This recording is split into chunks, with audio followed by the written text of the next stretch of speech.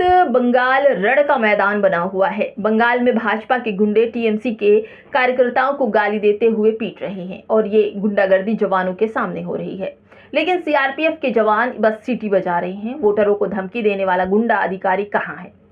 अगर वह ईमानदार है, निडर है तो निष्पक्ष सामने आए और लोगों से लड़ाई झगड़े को बचाए। लेकिन ऐसा नहीं है, क्योंकि इनको तो वहां पर तैनात ही किया गया है।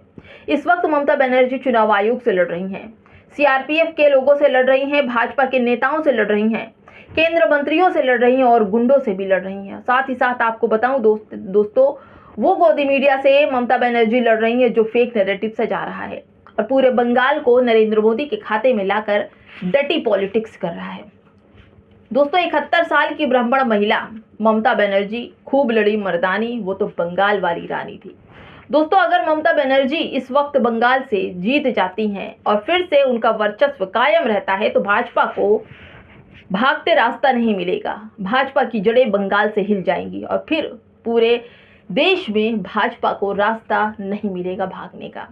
नमस्कार, आप देख रहे हैं बामसेफ न्यूज़ और मैं हूं आपके साथ शैला। क्योंकि बंगाल के बाद अगला चुनाव यूपी में है। दोस्तों, भाजपा के प्रधानमंत्री अपने पूरी कैबिनेट लगाकर बंगाल जीतने के साथ 100 करोड़ रुपए यानी कि 1000 करोड़ रुपए से भी ज्यादा रुपए वहां पर प्रचार प्रसार के लिए खर्च कर दिए हैं।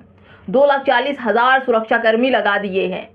दोस्तों, इसके साथ ही साथ आपको बताऊं कि अगर इतनी ही सुरक्षा देनी थी तो मणिपुर में भी देना था। आज महिलाओं को अपनी अजमत को बचाने के लिए मशाल नहीं उठानी पड़ती, नंगा घुमाया नहीं जाता महिलाओं को। अगर इतनी पीएससी सीआरपीएफ लगाई गई होती, इतनी सुरक्षा बल लगाए दिए होते। चुनाव पहले, बाकी चीजें बाद में। दोस्तों, नरेंद्र मोदी जी के लिए एग्जिट पोल के आंकड़े भी ये बताते हैं कि इस वक्त ममता बनर्जी जीत रही हैं। अब भाजपा बौखला गई है। भाजपा हर तरह से, हर शक्ति, हर साधन के साथ बंगाल जीतना चाहती है और अपनी सारी ताकत बंगाल चुनाव में झोंक चुकी है। टीएमसी के नेताओं को ढूंढ ढूंढ कर उनके कार्यकर्ताओं को भाजपा वाले मार रहे हैं, दौड़ा दौड़ा कर मार रहे हैं और पुलिस वालों के सामने मार रहे हैं, जैसा कि कई वीडियो आ रहे हैं। टीएमसी वालों को जो सुरक्षा कर्मी है टांग टांग कर उठा ले जा रहे हैं। स्पेशलिस्ट इनकाउंटर ऑब्जर्वर जो अजय पाल शर्मा है, उनको भेजा गया था बंगाल के लोगों को डराने धमकाने के लिए, लेकिन वहां की महिलाओं ने डरा धमकी नहीं, उन्होंने खुद इनके खिलाफ कोर्ट में पहुंच गई। दोस्तों, हर हाल में भाजपा को बंगाल चाहिए, क्योंकि बंगाल में भी काफ़ी ज़मीनें हैं बेचने खरीदने के लिए और इसका इंतज़ार मित्र कर रहे हैं। भाजपा को तमाम चालू जो चल फिर वाले लोग हैं उन सबको बेनकाब करती हुई ममता बनर्जी अपने काम करती हुई नजर आ रही हैं। उन्होंने भाजपा के एक एक चीज़ों को नाकाम करने का काम किया है। उन्होंने महिलाओं के खाते में पहले ही पैसे डाल दिए। ममता बनर्जी जो हैं वो हिंदू मुसलमान की राजनीति नहीं करती हैं, वो अपनी जनता को, वो बंगाल है और बंगाल में जय बांग्ला बोला जाता है। लेकिन सीआरपीएफ के लोग एक नाकाबंदी करके टीएमसी के नेताओं पर, पोलिंग ऑफिसरों पर, जहां पर जनता है वहां पर लाठियां भांज रहे हैं। ये साफ नजर आता है कि किस तरह की जो आकाओं की ऑर्डर है उसको फॉलो किया जा रहा है। भाजपा चुनाव को हर हाल में जीत लेना चाहती है। उसने अपने सारे कैबिनेट के मंत्रियों को भाजपा ने बंगाल के मैदान में उतार दिया प्रचार प्रसार के लिए। यहाँ तक कि रक्षा मंत्री भी उतर पड़े प्रचार के लिए। एक महिला से इतना डर, जो कि ब्राह्मण समाज से आती हैं। भाजपा सरकार ने 50 से ज़्यादा कैबिनेट मंत्री, विधायक, सांसद और लाखों कर्मचारी और कार्यकर्ता उतार दिए मैदान में और दोस्तों जवानों को भी उतार दिया। भाजपा के कार्यकर्ता लाखों उतर चुके हैं ममता बनर्जी को हराने के लिए, लेकिन ऐसा हो नहीं पा रहा है।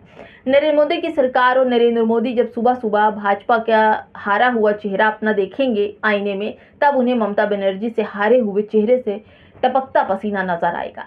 ऐसे में सोचिए, ममता बनर्जी केवल भाजपा से चुनाव नहीं लड़ रही हैं, ममता बनर्जी उसे पूरे सिस्टम से चुनाव लड़ रही हैं जिसे वह बंगाल में घुसने नहीं देना चाहती। ज्ञानेश कुमार की गलती और एसआईआर के मुद्दे पर ममता बनर्जी ने कड़े रुख अपनाए थे। दोस्तों, इस मसले का कोई हल नहीं, लेकिन नतीजे 4 तारीख को आने वाले हैं और जब नतीजे आएंगे तब भाजपा का चेहरा देखने लायक होगा। भाजपा की सरकार महिलाओं पर भी लाठियां भाजने का काम कर रही है। दोस्तों, कई ऐसी जगहें हैं जहां पर महिलाओं पर भी लाठियां भांजी जा रही है, ऐसे वीडियो भी वायरल हो रहे हैं। उत्तर प्रदेश में सबसे मजबूत और सियासत शुरू हो गई है। दोस्तों, नरेंद्र मोदी अगर वहां से हारे बंगाल से तो उत्तर प्रदेश में भी उनको खामियाजा भुगतना पड़ेगा। ये सारा दल बल लगातार बंगाल जीतना चाहते हैं, दोस्तों आपको बताऊं कि भाजपा को टक्कर देने के लिए उत्तर प्रदेश में अखिलेश यादव, राहुल गांधी, केजरीवाल, असदुद्दीन ओवैसी, चंद्रशेखर आजाद रावण और तो और दोस्तों सुब्बू का हट बसपा भी शामिल हो सकती है अलायंस गठबंधन में। अब ये सोचिए दोस्तों, बसपा के आने के बाद भाजपा का क्या हाल होगा। दोस्तों गठबंधन में शामिल हो सकती हैं बहन मायावती, क्योंकि राघव चड्ढा जैसे लोग अगर भाजपा में शामिल हो सकते हैं तो बसपा भी इंडियन अलायंस में शामिल हो सकती है। गुजरात एक प्रयोगशाला कहे जाती है, लेकिन वहां पर भी केजरीवाल ने 400 से ज्यादा सीटों पर कब्जा कर लिया है। अभी निकासी चुनाव में जो कुछ हुआ दोस्तों, इस प्रयोगशाला को ध्वस्त कर दिया आम आदमी पार्टी के केजरीवाल ने। सोचिए जरा, भाजपा को अब गुजरात में भी आसानी से हराया जा सकता है। दोस्तों बंगाल में जो फलता वेस्ट है, वहाँ बंगाल में लाठियां चार्ज हुई है, वहाँ पर महिलाओं को मारा गया है। दोस्तों ये बहुत बड़ी बात है, महिलाओं को डराया जा रहा है, नागरिकों को डरा धमका कर वोट न डालने दिया जा रहा है। भाजपा नेता सुवेंदु अधिकारी कह रहा है कि ज़्यादा से ज़्यादा वोट कीजिए, सभी हिंदू बीजेपी को वोट दे, यानी किसी भी मुद्दे पर बंगाल में वोट नहीं पड़ रहा है, केवल हिंदू के नाम पर वोट पड़ रहा है।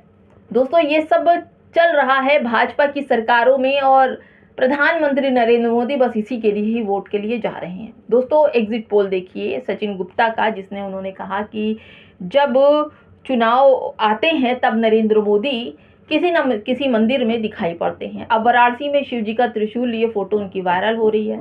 उसके बाद से तरह तरह की बातें शुरू हो गई है। दोस्तों क्या कहा सचिन ने, ये भी हम आपको बता दें। सचिन गुप्ता है, वो लिखते हैं कि दैनिक भास्कर की एक रिपोर्ट के अनुसार पीएम नरेंद्र मोदी अब तक 14 बार तीर्थ स्थानों पर गए हैं। जब देश में कहीं ना कहीं वोट डाले जा रहे हैं तभी आज वेस्ट बंगाल में जब वोट पड़ रहे हैं तो वाराणसी में काशी विश्वनाथ मंदिर गए। जब फर्स्ट फेज में पोलिंग हुआ तब दिन बैतूल छट गए थे। दोस्तों आगे उन्होंने लिखा कि 5 फरवरी को दिल्ली विधानसभा का पोलिंग हो रहा था, उसी दिन पीएम मोदी प्रयागराज महाकुंभ में थे। अक्टूबर 2024 में हरियाणा विधानसभा चुनाव में महाराष्ट्र में मंदिर में थे। 1 जून 2024 को लोकसभा चुनाव की वोटिंग के लिए वह कन्याकुमारी में साध रहे थे। 5वें क्रेज की वोटिंग के लिए वह पुरी के जगन्नाथ मंदिर में गए थे। 4 क्रेज की वोटिंग के लिए पटना के गुरुद्वारा साहिब में लंगर सेवा कर रहे थे। 3रे क्रेज की वोटिंग में 2 दिन पहले राम मंदिर अयोध्या की पूजा की। दोस्तों नरेंद्र मोदी प्रयोग पर प्रयोग कर रहे हैं। शायद बंगाल का ये प्रयोग उनको मिस हो जाए, क्योंकि बंगाल में एक महिला जो झांसी की रानी की तरह अपने क्षेत्र में किसी भी लोगों को घुसने नहीं देना चाहती हैं। और इस वक्त अगर बात करूं तो खूब लड़ी मर्दानी वो तो बंगाल वाली ममता बनर्जी थी। फिलहाल दोस्तों इस वीडियो में इतना ही। ममता किसी को बंगाल में घुसने नहीं देंगी, और अगर ममता बंगाल से हार जाती हैं और नरेंद्र मोदी जीत जाते हैं तो भी खामियाजा भुगतना पड़ेगा। और नरेंद्र मोदी बंगाल से हार गए तो पूरे देश के लोग उन पर हंसेंगे। नमस्कार।